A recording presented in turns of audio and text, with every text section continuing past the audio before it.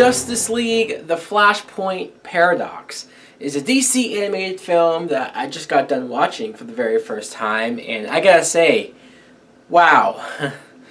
I heard pretty good things about this animated movie, but more recently with the animated DC movies, I haven't disliked them, but I don't think they've been as strong as the ones from a few years ago have been. But this one is one of their best. I really, really enjoyed this. Basically, if you couldn't tell, the main character is Barry Allen, the Flash, and you get a brief introduction at the very beginning of when he was a kid, and when his mom died. His mom was murdered in a pretty horrible way on her birthday, and that pretty much set the Flash's life in motion. And one day, Flash kind of goes back in time to try to save his mom, and doing so, he doesn't realize that it changes everything. It causes like a time ripple effect that not only changes his life, but the Justice League's life. And when you get to this alternate future, and not only is the world different, but some of the Justice League are even evil. Like there's this war going on between Wonder Woman and Aquaman, and it's destroying everything.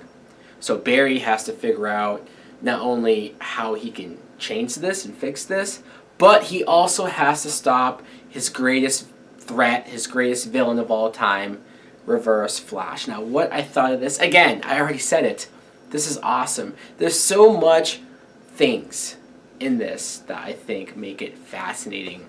This is based on the graphic novel that was written by Jeff Johns, and I shouldn't be surprised because Jeff Johns has written some of the best DC stuff. He's still involved with some great stories and great characters, which is why I still get into DC like I do. I want to talk about the very beginning before the time travel makes an effect, when the Flash basically has to go against his rogues gallery, which was a little amusing to watch now since the Flash TV show.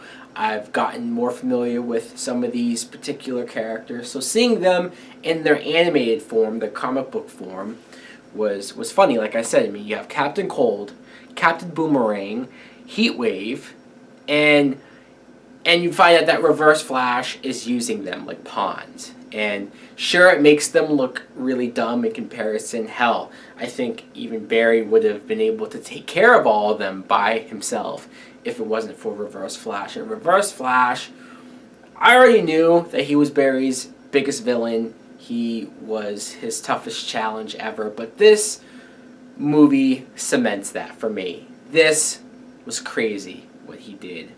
Because sure, the Justice League comes in and they save the day for that particular moment, but then Barry wakes up, almost like it was a dream. And he wakes up in that alternate future, like I said, and he sees his mom alive, and he's overjoyed. He's ecstatic. I mean, who wouldn't be?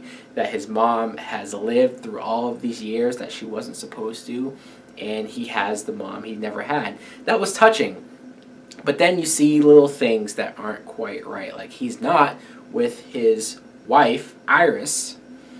And then you see that Batman, for example, of this timeline is not Bruce Wayne. It's Thomas Wayne. So because of what Barry did, instead of Bruce's parents being killed on that fateful night in Crime Alley, Bruce got shot. And that drove Thomas Wayne insane, obviously, and he became a version of Batman. He's not the Batman that we know and love. He doesn't have the same type of training and dedication and rules for himself. No, you see him with guns. You see him quick to kill any criminal that gets in his way or that pisses him off. The only hero that's kind of consistent and the same is Cyborg, who is actually working for the government. And like I said, Wonder Woman and Aquaman are at war, and seeing how far they've gone and them killing people is very different than how I know those characters. And there's a moment when Barry Allen, with the help of Batman, he tries to get his powers back because in this timeline he doesn't have his powers.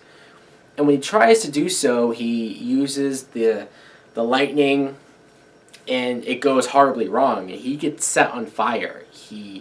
And I thought he died. I thought, holy fuck, our main character in this story just got burnt alive. Now what?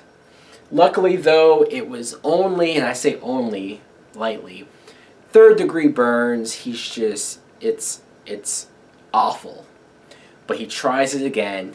Second time's a charm, because then that's when he gets his powers back. And that's when you basically see everything in motion.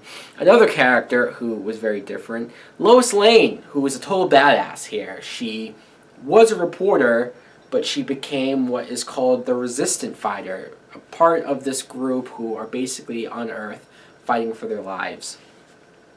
I found it hilarious when they showed President Obama. Yes, I mean, it definitely looked like Obama, and it sounded like Obama, so I'm pretty sure it was Obama. And, like I said, the whole end battle, especially when Reverse Flash finally reveals himself, and the destruction going on, the people dying, there's blood. I mean, this is an animated movie, and it's harsh. It's brutal. It's violent. And Reverse Flash shows how psychotic he is, because at this point, I mean, you would think he's won. He's flat out won. He already did what he did to Barry, but he's such a sociopath, he has to let Barry know that it was him. He has to make himself present. He has to kick Barry's ass one last time, and he has to revel in this moment.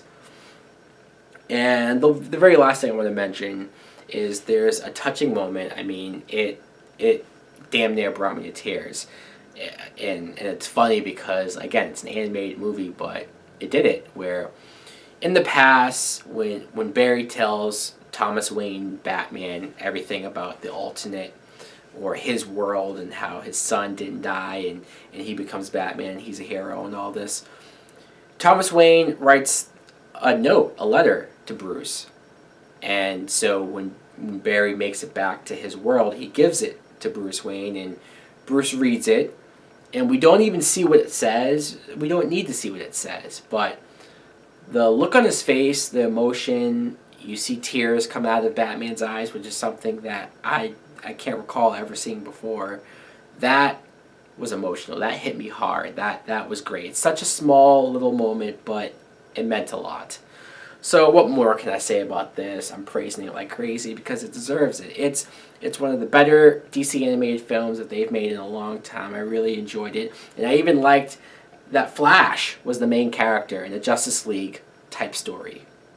So guys, let me know in the comments below if you too have seen the Flash Paradox. What'd you think of it? Like, comment, subscribe. Later!